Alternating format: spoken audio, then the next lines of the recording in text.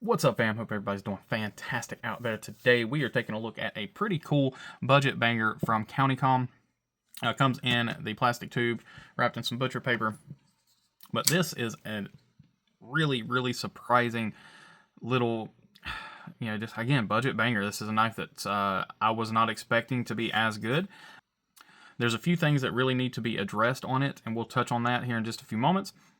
First, let's go ahead and get into the specs on it. So we're looking at a 3.45 inch blade with a 4.5 inch handle, 7.9 inches overall, and it is just 4.3 ounces. Now, it does use 14C28N on your blade steel and G10 handles. This thing is only $40 with my code BE.EDC on CountyComm's website. This is a limited run, so they are doing 600 of them. We'll see that serial number here in just a moment. But they are. I do believe this is just a limited first production run. I don't know if they are limiting the entire knife to 600, but it does say it's just a limited run. So just keep that in mind. I don't know if once these go, if this will be the last ones of them, or if this is kind of a first rendition. Because, like I said, there are some changes that need to happen. I don't know if they're making those changes, but anyway, I digress. Let's go ahead and jump into the close-ups here, and we will actually talk about some of those small issues. Now, the first thing I do want to say is how awesome the texturing is on this G10.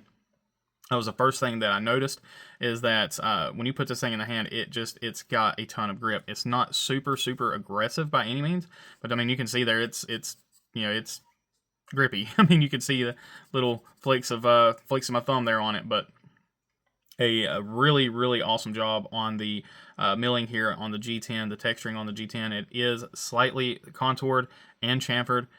And coming around here, it looks like we do have T6 and T8 hardware, lefty friendly, lanyard loop, nice large lanyard loop. Again, it's not really my style, but in this case it does not, I don't think it hurts the overall looks of the knife. You've got the traditional kind of CountyComm pop of orange in there on that back spacer. Standard folded steel pocket clip. It's a, just a run-of-the-mill pocket clip, but this thing works and carries really well. The extra grip on the G10 does help with securing it in the pocket, but it's not like a pocket ripper or anything like that.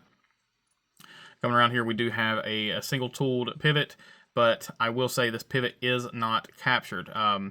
We'll see here, the knife is just slightly off center, and I thought maybe it was just a loose pivot, so I tried tightening it up, and that's when I realized this is not a captured pivot. So we are not double tooled, and it's non-captured, so it does kind of render this almost impossible to take the knife apart.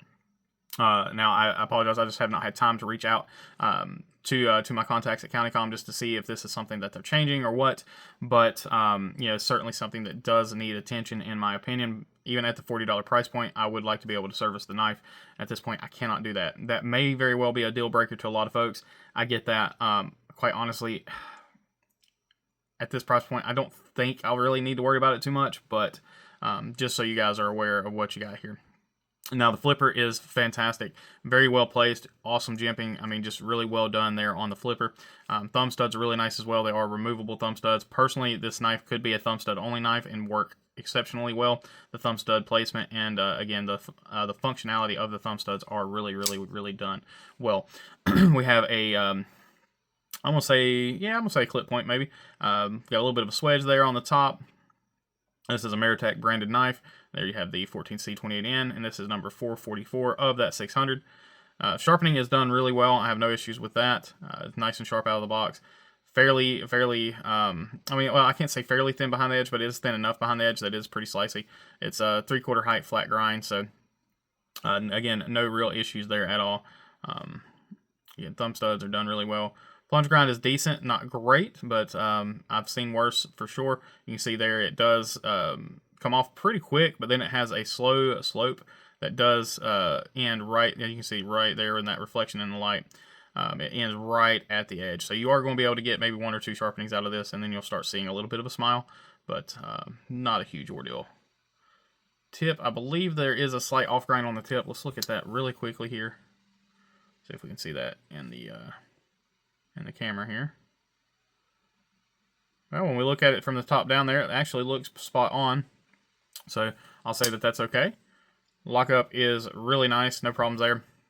Lock bar access is decent. Again, it's not the best, and all that is because there's no real scalloping here on the liners.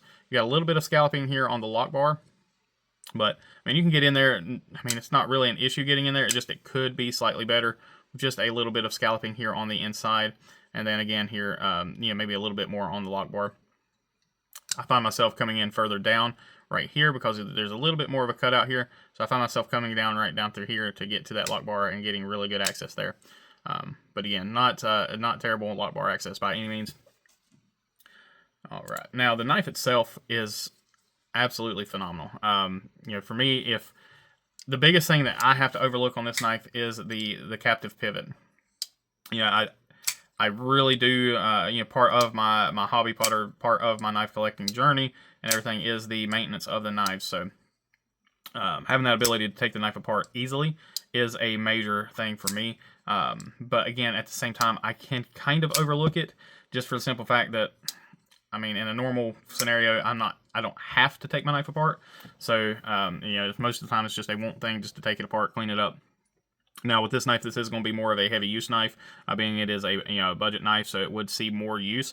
But again, I don't live in a spot where, you know, that I'm going to be throwing the knife in the dirt or anything like that, and I don't live in a high humidity, or I mean, I do live in a high humidity area. North Carolina's got a ton of humidity, but I don't have any issues with, you know, pivots rusting or getting, you know, corrosion or anything on the bearings, anything like that. So again, just, you know, just keep that in mind when you are thinking about the knife, and also keep in mind it may be something that they are changing.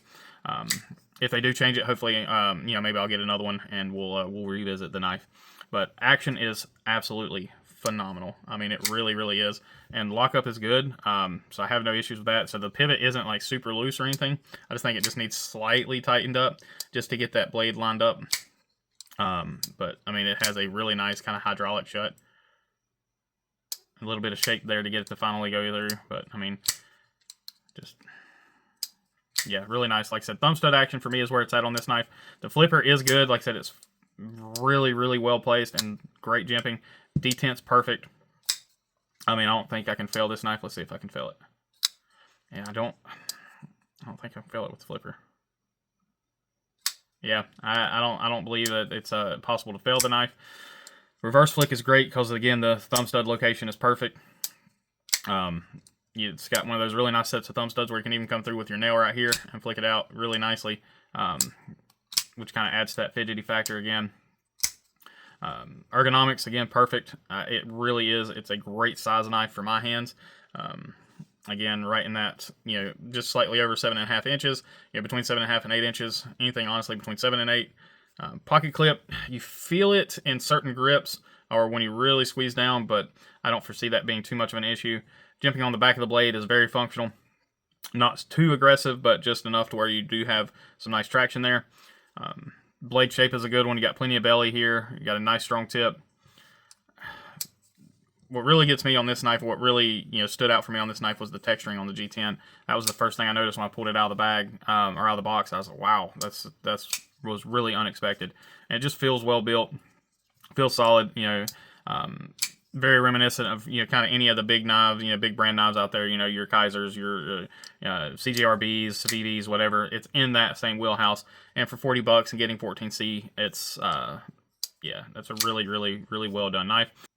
So let's go ahead and jump into the hardware check here. Take our look at our T8. T8 is nice and solid, good machining there. And then our T6s. A little bit of wiggle on that one, not too bad. A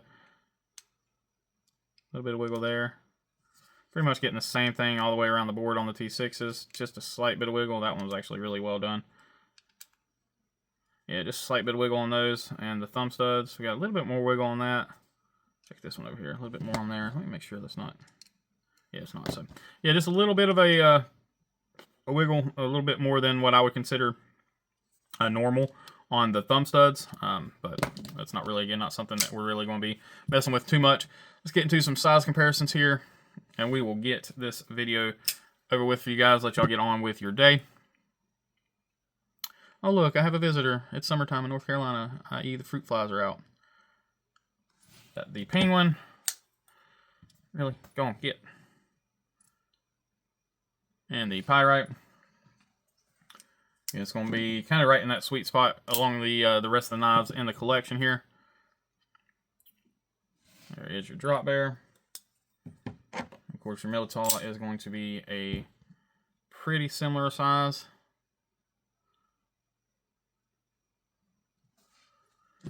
And next up we have the Bel Air.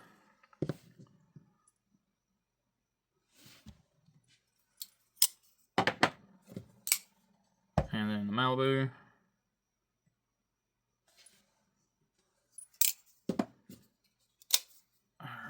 Warney PM2. That's interesting. I would not have thought that this knife would. It didn't feel like it was in that same size category as the PM2. It doesn't feel the same size of hand, but seeing them there side by side, they're really not much of a difference in size. And lastly, here we have the MSI, which of course is going to be a larger knife. Yeah, again, a really nice knife. Like I said, I just really wish that there wasn't the issue with the pivot, but outside of that, phenomenal blade. So, yeah, let me know what you guys are thinking down in the comments. As always, I appreciate each and every one of y'all. Please remember to be kind, be humble, and be EDC. Y'all take care.